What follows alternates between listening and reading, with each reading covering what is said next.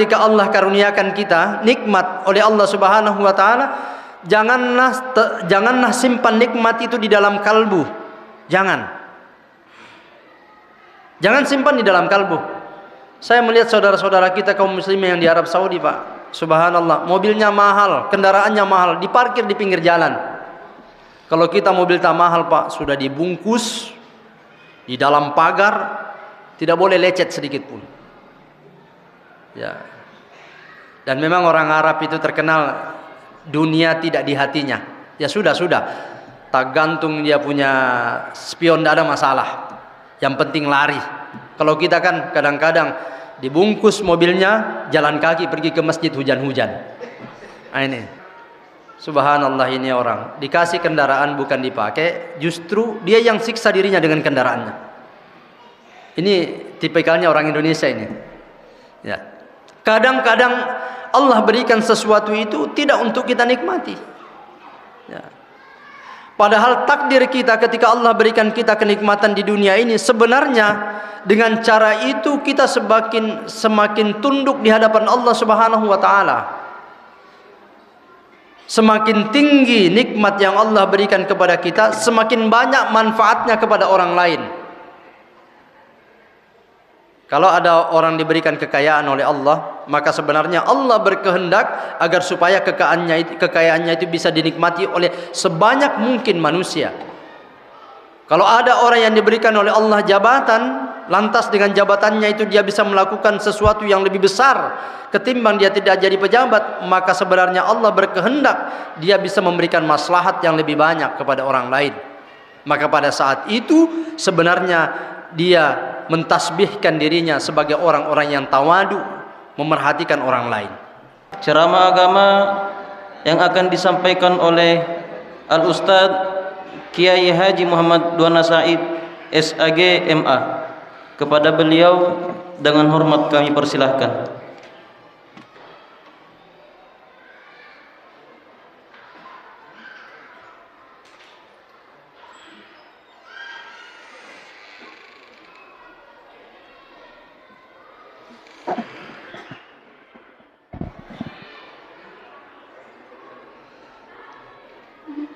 Bismillahirrahmanirrahim.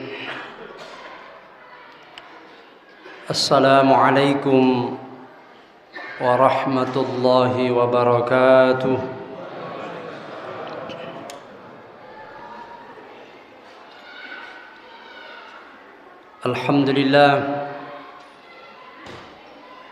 Alhamdulillahilladzi anzala as-sakinata fi qulubil mu'minin liyazdadu imanan ma'a imanihim. Ashhadu an la ilaha illallah wahdahu la syarika lah wa ashhadu anna Muhammadan abduhu wa rasuluhu. Allahumma salli wa sallim wa barik ala sayyidina Muhammadin wa ala alihi wa sahbihi ajma'in. Amma ba'du. Kaum muslimin dan muslimat, jamaah tarwih yang dimuliakan Allah, satu hal yang paling penting untuk kita pahami, bahwa sesungguhnya tidak ada satu ibadah yang disyariatkan di dalam agama kita terkecuali syariat atau ibadah tersebut bertujuan untuk menciptakan manusia yang mulia di hadapan Allah dan di hadapan manusia. Apakah itu sholat 5 waktu, mengeluarkan zakat, menunaikan ibadah haji, pun termasuk di dalamnya menjalankan ibadah puasa. Bahkan puasa ini sering disebutkan sebagai salah satu bulan latihan bagi orang-orang yang beriman. Ramadan sering diartikan sebagai syahrul riyadhah, bulan tempat kita melatih, mengolah jiwa kita untuk menjadi manusia paripurna di hadapan Allah dan juga memiliki kehormatan di hadapan manusia. Ada beberapa pelajaran penting yang bisa kita petik di dalam Shaum Ramadan. Di antaranya bahwa puasa tersebut sesungguhnya melatih kita, mendidik kita untuk menjadi orang-orang yang selalu senantiasa tawadu di hadapan manusia. Orang yang selalu memiliki hati rendah diri di hadapan manusia.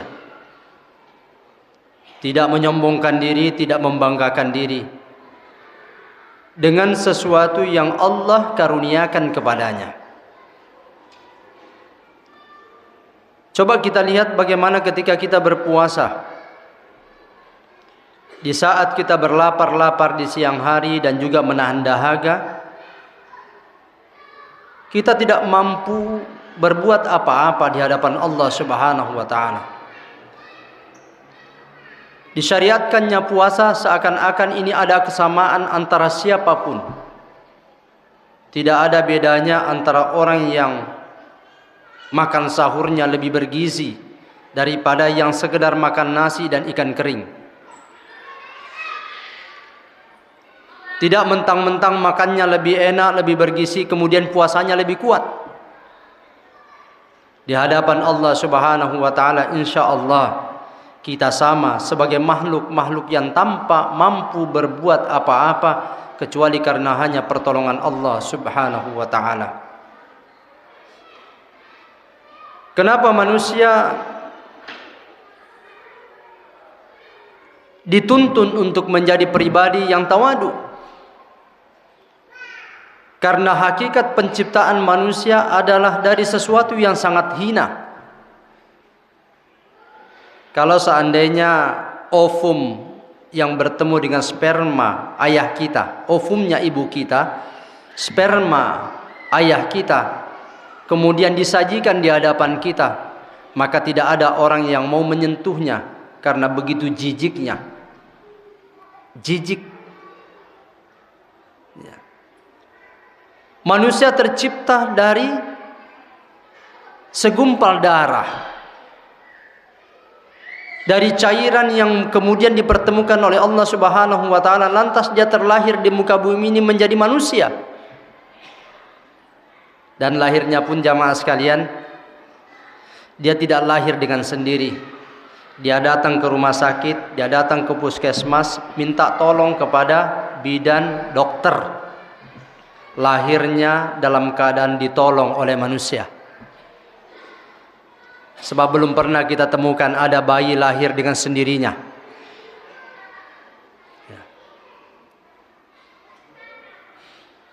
Hidup di dunia ini berpuluh-puluh tahun. Allah karuniakan sedikit kepadanya nikmat. Kalau diberikan harta maka jadilah dia hartawan orang kaya. Kalau diberikan dia jabatan makalah jadilah dia pejabat. Diberikan ilmu maka jadilah dia seorang ulama atau ilmuwan. Di dunia dia dapatkan itu bukan bawaan dari lahir. Tidak ada yang membawa hartanya dari lahir dan tidak ada yang membawa jabatannya dari lahir, tidak ada yang membawa kepandaiannya dari lahir. Kullu mauludin yuladu 'alal fitrah. Kata Rasulullah, setiap yang lahir, bayi yang lahir dilahirkan dalam keadaan fitrah. Fitrah dalam pengertian dia tidak membawa apa-apa di dunia ini, dia tidak membawa dosa, dia tidak membawa amal, hanya secara kebetulan di dunia ini Allah takdirkan dia menjadi orang kaya, menjadi orang berada, menjadi pejabat, menjadi orang pandai.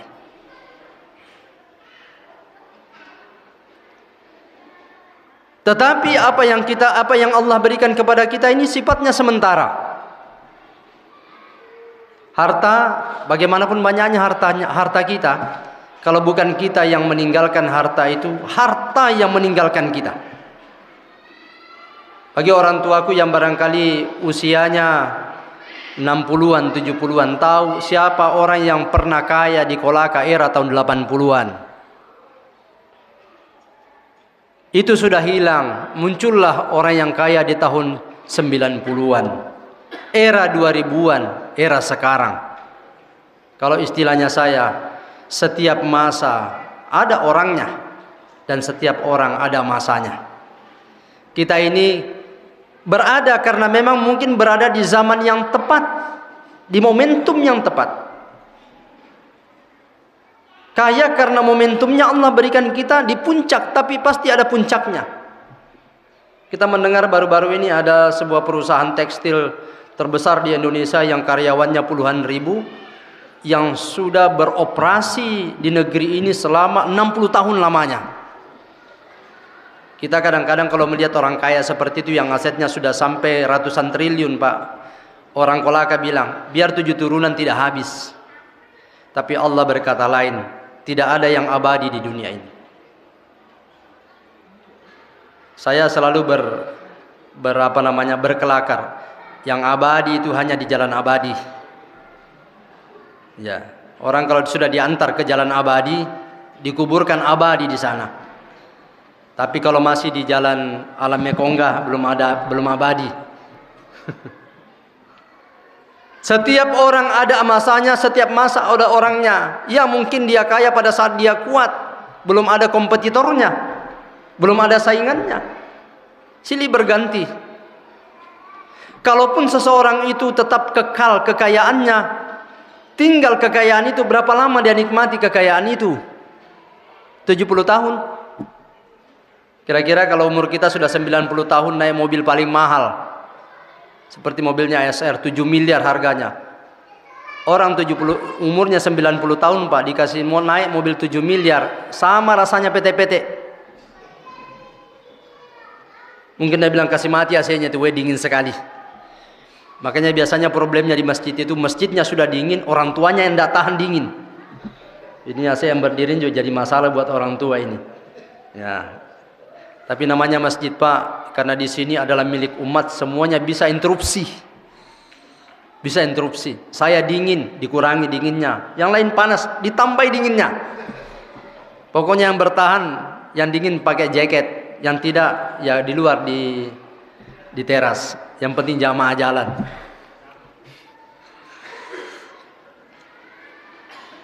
Setiap orang ada masanya, setiap masa ada orangnya. Iya, kita barangkali umur kita ini produktif sekarang ini 40-an, 50, 60. Kalau 60 nih, Pak, subhanallah, pemerintah kita ini mempensiunkan orang yang 60. Saya tidak tahu kalau seandainya pensiun itu umur 80, Pak. Kakek-kakek semua di Pemda sana suruh mengetik, salah ketik terus kerjanya. Nah, kita ini umur 40-an sudah harus dibantu dengan kacamata. Itu harta, apalagi kalau jabatan. Ini subhanallah, kalau di Babul Ghafar ini memang tempatnya sarang pejabat ini yang sudah pensiun. Makanya satu-satunya masjid yang dipimpin oleh asisten hanya di sini. Asistennya sudah diganti, asisten lagi yang ganti. Subhanallah. Ya, ini. Tapi kalau kita tidak sombong waktu menjabat, insya Allah dicerita ke orang. Makanya hanya karena lencana seseorang itu menyombongkan diri, tidak ada zamannya, Pak. Hidup kita ini seperti apa kebaikan kita dengan orang lain, bagaimana kita berperilaku kepada orang lain, bagaimana kita bertutur kata dengan orang lain. Saya kira itu akan menjadi cerita. Setiap orang akan dicerita baik. Maka orang ketika Allah karuniakan kita nikmat oleh Allah Subhanahu wa taala, janganlah simpan nikmat itu di dalam kalbu. Jangan simpan di dalam kalbu. Saya melihat saudara-saudara kita kaum muslimin yang di Arab Saudi, Pak. Subhanallah, mobilnya mahal, kendaraannya mahal, diparkir di pinggir jalan. Kalau kita mobil tak mahal, Pak, sudah dibungkus di dalam pagar, tidak boleh lecet sedikit pun. Ya. Dan memang orang Arab itu terkenal dunia tidak di hatinya. Ya sudah. Tak gantung dia punya spion, tidak ada masalah. Yang penting lari. Kalau kita kan kadang-kadang dibungkus mobilnya, jalan kaki pergi ke masjid hujan-hujan. Nah ini. Kenapa? Ada teman saya dulu ini kerja di bank ini. Pokoknya ini orang sesa dirinya. Itu motor disimpan terus, bahkan dikasih masuk dalam bank. Kalau musim hujan, saya bilang, subhanallah, ini orang dikasih kendaraan bukan dipakai, justru dia yang siksa dirinya dengan kendaraannya. Ini tipikalnya orang Indonesia ini. Ya. Kadang-kadang Allah berikan sesuatu itu tidak untuk kita nikmati. Ya. Padahal takdir kita ketika Allah berikan kita kenikmatan di dunia ini, sebenarnya dengan cara itu kita semakin tunduk di hadapan Allah Subhanahu wa taala. Semakin tinggi nikmat yang Allah berikan kepada kita, semakin banyak manfaatnya kepada orang lain. Kalau ada orang diberikan kekayaan oleh Allah, maka sebenarnya Allah berkehendak agar supaya kekayaannya itu bisa dinikmati oleh sebanyak mungkin manusia. Kalau ada orang yang diberikan oleh Allah jabatan, lantas dengan jabatannya itu dia bisa melakukan sesuatu yang lebih besar ketimbang dia tidak jadi pejabat, maka sebenarnya Allah berkehendak dia bisa memberikan maslahat yang lebih banyak kepada orang lain. Maka pada saat itu sebenarnya dia mentasbihkan dirinya sebagai orang-orang yang tawadu, memerhatikan orang lain.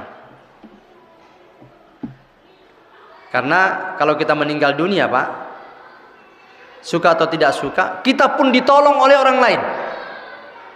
Lahir ditolong oleh bidan, ditolong oleh dokter, meninggal lebih banyak yang bantu.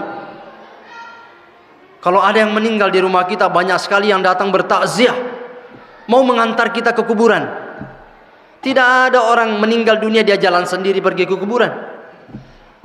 Ya. Tidak mentang-mentang ulama dia bilang, "Jami ku antar Kak, saya jalan sendiri." Semuanya akan diantar. Dia tidak bawa hartanya, dia tidak bawa pangkatnya, dia tidak bawa kehormatannya, dia tidak bawa ilmunya. Yang dia bawa adalah kebaikannya semasa hidupnya di dunia. Jadi kuncinya kita harus tawadu. Yang kedua yang diajarkan oleh puasa ini adalah kita harus memiliki sifat qanaah. Apa itu qanaah? Menerima apa adanya yang diberikan Allah kepada kita sekalian. Semua kita, Pak, beda-beda garis tangan kita. Jangan melihat orang lain dan jangan membandingkan baju kita dengan baju orang lain. Kita terlahir di muka bumi ini, kita berproses, belajar, mencari nafkah, kemudian berikhtiar sebagaimana orang lain berikhtiar. Ada orang diberikan lebih, kita mungkin kurang. Tetapi yakinlah Allah punya hikmah bahwa ketika seseorang mendapatkan sesuatu kepadanya, kemudian Allah ingin melihat seberapa dia bersyukur terhadap nikmatku. Kan yang jadi persoalan dalam hidup kita ini sebenarnya bukan banyak dan sedikit, seberapa mampu kita bersyukur. Karena urusan kebutuhan, kalau urusan kebutuhan, semua kita ini sama kebutuhan tak. Dan itu diajarkan di dalam berpuasa. Bayangkan kalau kita sebelum berbuka, kita ingin melahap seluruh makanan yang ada di atas meja. Tetapi subhanallah, orang yang ketika dia berbuka, kita kalau sudah berbuka, minum seteguk air, atau mungkin makan 3 butir korma, hilang seluruh dahaga dan lapar kita. Seakan-akan kita mengatakan bahwa ternyata dengan 3 butir korma, 1 teguk air cukup untuk membuat hidup kita ini menjadi kenyang. Perut kita menjadi kenyang. Manusia kebutuhannya standar, makan, minum, tempat tinggal. Tetapi kadang-kadang barangkali kita lupa bersyukur kepada Allah Subhanahu wa taala karena kebetulan tetangga kita, saudara kita diberikan lebih. Padahal kata agama, kalau kita ingin memupuk rasa syukur kita, qanaah kita di hadapan Allah Subhanahu wa taala, dalam urusan dunia, dalam urusan materi, jangan bandingkan dirimu dengan orang yang lebih tinggi. Bandingkanlah dirimu dengan orang yang lebih rendah. Bandingkan dirimu dengan orang yang lebih miskin darimu. Sebab kalau kita bandingkan diri kita dengan orang lain, itu yang saya katakan tadi, baju kita belum cocok. Kalau baju saya dikasih pakai orang yang tingginya 2 meter, tidak cocok. Kalau saya pakai bajunya orang yang tingginya 2 meter, juga tidak cocok. Baju saya hanya cocok untuk saya pakai. Allah Maha tahu bahwa rezeki yang sebeginilah yang cocok untukmu. Karena saya yakin kalau kita bicara doa, Pak, semua ini tidak ada di dalam masjid ini yang tidak minta doa, minta rezeki. Tetapi ada yang mengatakan Allah seakan-akan tidak adil. Ada jamaah yang tanya saya baru-baru ini. Dia bilang, Ustaz, saya merasa kadang-kadang protes di hadapan Allah. Bayangkan, saya ini kan datang ke masjid lebih awal daripada yang lain. Tahajudku bagus. Sholatku berjamaah di masjid terus. Tapi ekonomi agak kurang ini. Ya. Apakah Allah tidak mendengar? Saya katakan bahwa semua doa itu didengarkan oleh Allah Subhanahu wa taala. Hanya ada doa yang langsung diijabah, ada yang ditunda, dan ada doa yang digantikan dengan sesuatu yang lain. Ada orang berdoa, ya Allah berikan aku rezeki, langsung diberikan oleh Allah Subhanahu wa taala.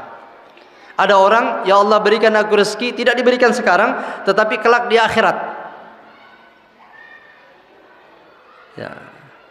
Bisa jadi lebih mulia yang diberikan di akhirat itu daripada yang diberikan di dunia. Karena nikmat akhirat itu tak terbatas dibanding nikmat dunia.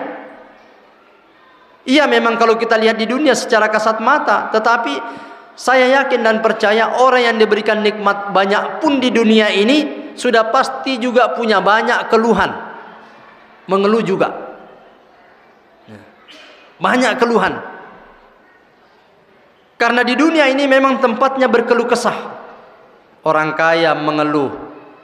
Ya, jadi saya ingin bercerita sedikit ini sebagai bagian akhir dari ceramah saya. Ada sebuah cerita, Pak. Sepasang suami istri. Ya, bulan Ramadan dia duduk di depan rumahnya, minum teh, makan pisang goreng. Maka lewatlah sepasang suami istri juga dengan menggunakan mobil mahal. Diceritakan pada waktu itu bahwa mobilnya itu mereknya Alphard. Dia bilang ini yang orang tua di rumah gubuk yang rendah itu, yang makan pisang goreng minum teh, dia bilang, "Beh, seandainya ada mobil tamaknya seperti itu, kita pergi juga jalan-jalan sore."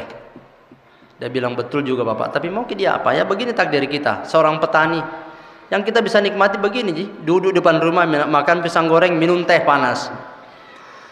Tapi ternyata 2 orang yang ada di dalam mobil itu juga bercerita, Pak. Dia bilang, "Mak, itu enaknya saya lihat itu orang yang duduk-duduk minum kopi, minum teh, makan pisang goreng. Kita ini sampai jam segini ini masih kerja ini. Ya, sampai malam baru kita bisa sampai di rumah." Ini mungkin kehidupan, diceritakan kehidupan orang di Jakarta, Pak. Yang ketika melihat orang lain itu enak, ya pada sisi yang lain, yang justru dilihat enak itu melihat orang lain enak. Kita kan kadang-kadang seperti itu, melihat orang lain enak, padahal orang lain melihat kita enak. Dia bilang, enaknya itu Pak Abbas pakai mobil dinas, plat merah. Wih, dia bilang, Pak Abbas enaknya itu orang. Begitu Pak orang-orang. Kadang-kadang kita melihat enaknya itu orang besar rumahnya. Orang Pak Becak bilang enaknya itu besar rumahnya. Tetapi Pak Becak bilang, orang yang besar rumahnya bilang enaknya itu Pak Becak tidak ada kreditnya. Karena belum pernah saya lihat ada tukang becak pergi ke bank cari kredit. Minta kredit, tidak laku. Mau diagunkan itu, ya tidak dilayani. Jadi kita ini kadang-kadang melihat ya rumput orang lain lebih indah daripada rumput kita. Padahal sebenarnya apa yang ada pada diri kita itulah yang terbaik. Maka jalan satu-satunya jamaah sekalian, bagaimana kita bisa menikmati hidup ini, tidak lain bersyukur. Bersyukur dan mempertebal rasa syukur kita. Ya Allah, saya sudah sampai di tahap ini sekarang ini. Nikmat yang mana lagi yang harus saya dustakan dalam hidup ini? Kau sudah diberikan umur, diberikan harta, diberikan kendaraan, diberikan keturunan-keturunan yang baik. Hidup di dunia ini menjalani proses kehidupan kita. Karena sejatinya perjalanan hidup kita ini semakin dekat jamaah sekalian.